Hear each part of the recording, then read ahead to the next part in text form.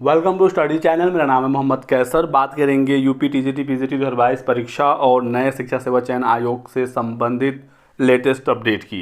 आपको पता ही है कि उत्तर प्रदेश शिक्षा सेवा चयन आयोग को 12 के 12 सदस्य मिल गए।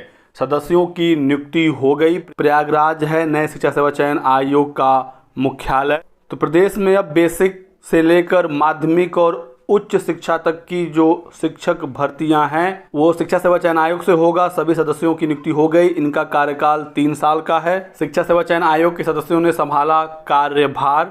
अध्यक्ष न होने से शासन ने करा दी है सभी 12 सदस्यों की ज्वाइनिंग। पहले खबर थी कि 6 सदस्य ही फिलहाल ज्वाइन करेंगे, लेकिन 12 सदस्यों को ज्वाइन करा दिया गया है। क्योंकि अभी तक अध्यक्ष की नियुक्ति नहीं हो पाई। अध्यक्ष की नियुक्ति के लिए विज्ञापन जारी कर दिया गया है। 25 दिन के लिए फिर से आवेदन लिया जाएगा। उसके बाद शॉर्टलिस्टिंग होगी, फिर अध्यक्ष चुने जाएंगे। लेकिन सदस्य आ गए हैं, अब कामकाज शुरू हो जाएगा। लंबित भर्तियों पर काम शुरू करने का भी निर्देश दे दिया गया है। तो 2022 टीजीटी पीजीटी और असिस्टेंट प्रोफेसर 2022 की परीक्षा होगी, ये आप बिल्कुल मानकर चलिए। लोकसभा चुनाव के बाद परीक्षा कराने के निर्देश दिए गए हैं।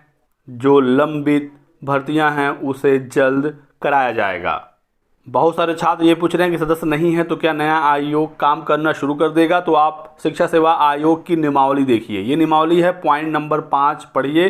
साफ साफ लिखा गया है कि अध्यक्ष और उसकी अनुपस्थिति में उपस्थित जो ज्येष्ठ सदस्य होगा, जो सबसे सीनियर मेंबर होगा, वो आयोग के बैठक की अध्यक्षता करेगा। तो इसी वजह से सभी सदस्यों की नियुक्ति कर दी गई है ताकि अध्यक्ष की कमी ना हो और जो सबसे सीनियर मोस्ट मेंबर होंगे वही अध्यक्ष पद के लिए काम करेंगे। जब तक अध्यक्ष की नियुक्ति नहीं होती है, आयोग की बैठक की अध्यक्षता सबसे ज्येष्ठतम सदस्य करेंगे। तो अब दिक्कत नहीं होगी। कार्रवाई शुरू होने जा रही है शिक्षा सेवा चयन आयोग की।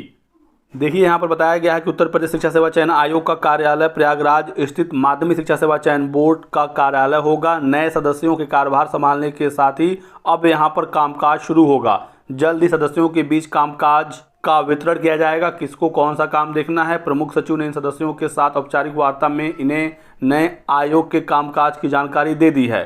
साथ ही अन्य बोर्ड की भर्तियों के लंबित केस की फाइलें मंगवाकर आवश्यक कार्रवाई शुरू करने को कहा गया है। नए सदस्यों के कामकाज संभालने के साथ ही माध्यमिक शिक्षा व अन्य संबंधित बोर्ड के सामान व फाइल आदि की शिफ्टिंग होगी। माध्यमिक शिक्षा सेवा चयन बोर्ड की जो भी फाइल हैं, उच्चतर की जो भी फाइल हैं, वो सब की सब शिफ्ट हो जाएंगी नए आयोग में। पीएनपी जो अब तक प्राथमिक शिक्षक भर्ती और यूपी टेट का एग्जाम कराते थे, अब ये नहीं कराएंगे। सब कुछ शिक्षा सेवा चयन आयोग से होगा। तो जो भी सामान फाइल वगैरह वो सब शिफ्टिंग की जा रही है। साथ ही लंबित भर्ती प्रक्रिया भी गति पकड़ेगी, ये भी आप ध्यान रखिएगा। दूसरी तरफ शासन नए आयोग के लिए जल्द ही सचिव व वित्त नियंत्रक की तैनाती करेगा। इसी के साथ प्रशासनिक गतिविधियां भी बढ़ जाएंगी। और आप देख सकते हैं यहाँ पर साफ साफ कहा गया है कि उत्तर प्रदेश शिक्षा सेवा चयन आयोग के सदस्यों ने संभाला कामकाज। लंबित भर्तियों पर काम शुरू करने का निर्देश दिया गया है। 4163 पदों पर 2022 टीजीटी पीजीटी के लिए आवेदन लिया गया था। लगभग 13.5 लाख अभ्यर्थियों ने आवेदन किया। ये एग्ज़ाम दोस्तों अब जल्द कराया जाएगा। 1017 पदों पर असिस्टेंट प्रोफेसर के लिए भर्ती निकाली गई थी, जिसमें लगभग 1.25 लाख आवेदन आए थे। ये एग्ज़ाम भी होना है।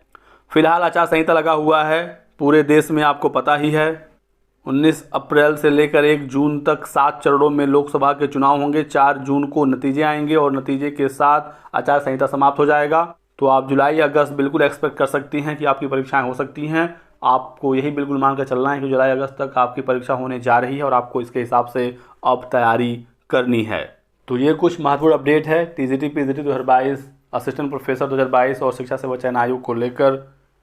आपके कोई भी सवाल हो, डाउट हो तो आप हमसे पूछ सकती हैं कमेंट सेक्शन में। वीडियो को लाइक करिएगा, चैनल को सब्सक्राइब कर लें और हमारे साथ बने रहें। Thanks for watching.